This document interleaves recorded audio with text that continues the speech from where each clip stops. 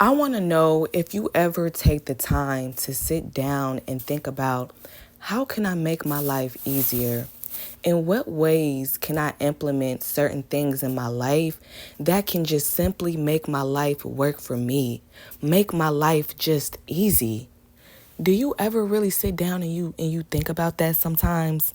Because I want you to sit and think about like how you can genuinely make your life lucky. Do you ever want to know how it feels to be lucky, to feel lucky, have a lucky lifestyle, live a life of favor? Your life has favor. It's full of favor. You are an attractive person, not just from the inside, but in all areas that make you beautiful, in addition to your physical beauty. Now, some people believe that in order to have pretty privilege, you must be born, quote unquote, naturally pretty in order to have pretty privilege. Now, although that may have some truth to it, in order to receive pretty privilege, although what people may consider pretty may be subjective, you must meet a certain standard of what society views as attractive in order to receive this privilege. Now, let's say that you as an individual, as a woman, you do not deem yourself as attractive. Now, does that mean that you cannot receive pretty privilege? That is absolutely not true. Everybody has beauty within them, whether you choose to see yourself as beautiful or not. And with knowing this, you can then understand that pretty privilege is a privilege that anyone can obtain, and this applies to men and women. Although many individuals may be naturally born with pretty privilege, I want to elaborate on the idea of how pretty privilege is a privilege that is created, and just because you are naturally beautiful on the exterior, that does not always mean that you are going to receive pretty privilege, which will be elaborated on later in this video. Overall, I want you to know that you can simply create pretty privilege in a way that best suits you and benefits you as a woman in society, opposing what pretty privilege or femininity may look like on the internet. So with that being said, if you are truly and genuinely interested in how you can create pretty privilege to change your life overall, change your life, keep watching. See, hoes don't like me. I want to first talk about the concepts and the definition behind pretty privilege. Number one, what exactly is pretty privilege? Okay.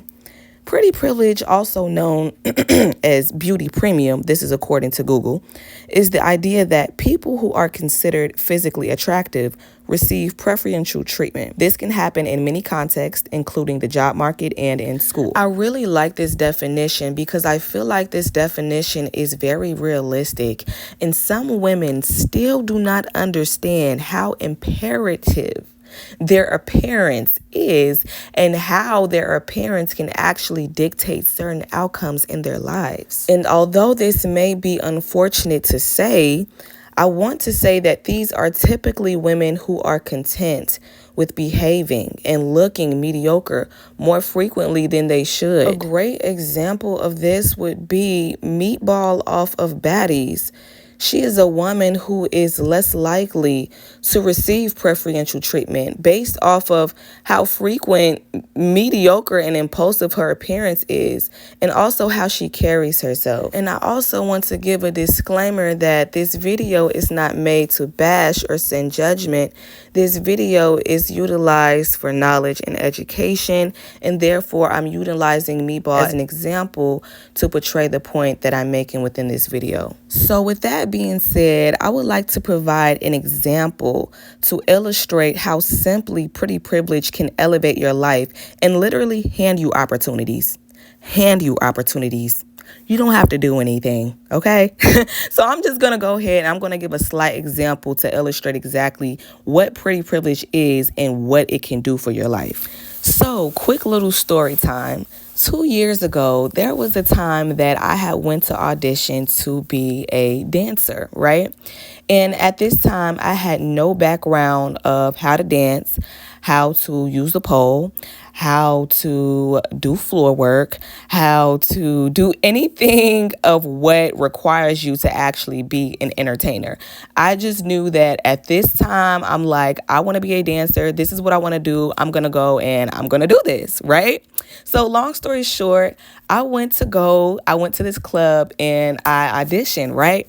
Now, mind you, I swear to God, I wish that I had video footage of the time that I went to go audition, because I kid you not. Like, I'm laughing at myself because okay, anyway, let me get to the point.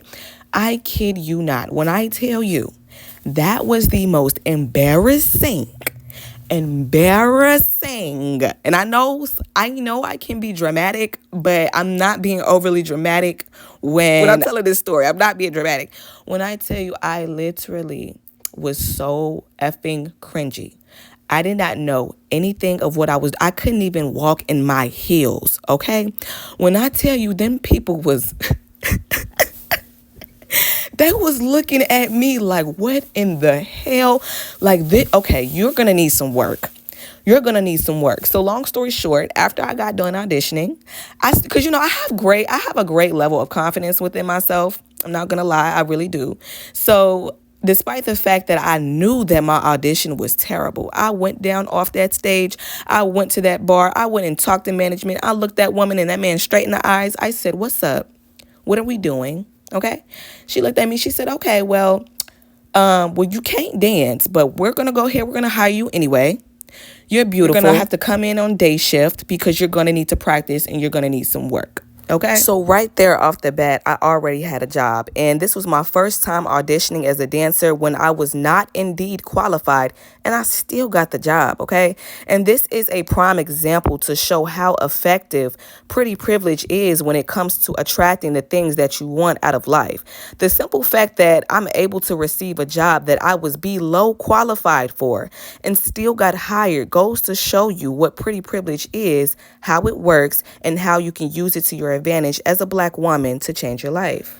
Now, before we get into the talking points of how we as Black women can create and elevate our pretty privilege, I want to first give a disclaimer of how being beautiful is a lifestyle that you tap into, okay? This is not something that is unconventional. I think a lot of women don't acknowledge the fact that being pretty is effort. It takes time and it takes effort. And you want to know what a lot of women are, especially when it comes to their appearance? They are lazy. A lot of women are lazy when it comes to their appearance. Do you want to know how many times I have been made fun of for literally curling my hair before walking outside? Would you believe me if I said certain women don't like the fact that I choose to not wear my bonnet out in public before I go outside? If I know I have to go somewhere and it's like a quick run or whatever the case may be, I'm going to at least throw on a scarf or hat or something within that category that still allows me to look good and feel good and be presentable as a woman when I step out in public. Women, they make comments, they say stuff like, do you really have to do all of that? You're doing too much. We just going to the store. Do you have to do all of that? Is that necessary? We just going around the corner. Since I'm often asked this question, let me just go ahead and answer it. The reason why I do all of this, quote unquote, is because it makes me feel internally good to look presentable as a woman, which then shows that I have a level of respect for myself, which other people can vividly see, which then inevitably attracts people to respect me as well. Being a woman in general, it simply just takes effort. And if you know you are a lazy woman and you just don't respect yourself enough to at least want to put in the effort to create and elevate your pretty privilege, I promise you this video is not for you. Women who understand the value and importance of appearance will never criticize other women who actually take the time to invest into their appearance. Now that I have finally gotten that disclaimer out of the way, let's finally dive into how pretty privilege can be created. Now, let's say that hypothetically speaking, you are naturally a pretty person, right? And you don't have to put in too much effort to be pretty. Your skin is already flawless, healthy hair, healthy nails, etc. Okay, so you are bound to naturally receive preferential treatment based off of your natural beauty. But let's say that you don't take the time to elevate the natural beauty you already have. For example, it's an early morning and you're about to leave the house to take your kids to school, right? So instead of you taking the simple effort to make sure that you look presentable prior to leaving the house, you chose to walk outside of the house with your bonnet and pajamas on, all because you're just simply, quote unquote, taking the kids to school, right? But then you come to realize you need to stop at the store. Now you're out in public with your sleepwear on, okay, hair not done, etc. Now, does that sound like an attractive person to you? Now, although this woman is naturally pretty, despite the lack of effort she put into her appearance that morning, does that sound like a woman who is considered to be physically attractive by society? Absolutely not. And this goes back to the point that I made earlier in the video. Although you may be pretty on a certain level, if you choose to not invest into yourself alongside your appearance, you are not open to receiving preferential treatment. Despite how pretty you are, if you don't carry yourself in a pretty and presentable manner, do not expect to receive pretty privilege. Okay, so now let's flip the script and let's say that this morning when you took the kids to school, you had put on your go-to outfit that you had laid out from last night. You took your hair out of your sleepwear, okay, and you had put on a hat that matched your outfit. You sprayed your perfume, you applied your lip gloss, and you headed out the door, and then you went to the gas station or the store or wherever you needed to be. Now, at this time, when you walk into the gas station, the man that's standing in front of you, he offers to pay for your items and your gas. Now, this is a real life situation. This actually just happened to me the other day. And if you ask me, I feel like this man was influenced to purchase my items, not only because I was pretty, but I feel like he was attracted to my aura and my beauty as well, which influenced him to purchase my items. So therefore, I didn't have to purchase the items for myself. And I didn't have to put on loads of makeup or spend hours doing my hair or anything falling into that category. The simple point is I put in simple effort to make sure that I looked presentable prior to walking out in public. That is the initial point that I'm making here. So if you are a woman who don't already naturally obtain pretty privilege, I'm just going to naturally assume that you don't invest into yourself, nor do you invest into your appearance, which is why you may deem yourself as unattractive in the first place. A woman who is attractive typically knows that she is attractive, especially when she puts in the work to elevate her beauty. This leads to confidence. And when you are confident in yourself and you put in the work to be confident in your beauty, there would be no room for doubt in regards to you viewing yourself as attractive. So in addition to this, if you haven't already done this, which is okay because we all have to start somewhere, but I want you to ask yourself, have you studied yourself yet? Okay, have you studied yourself yet? Or are you only studying the people that you see on the internet, online? Or even worse, studying and vicariously living through the women you have around you. Let me give you an example.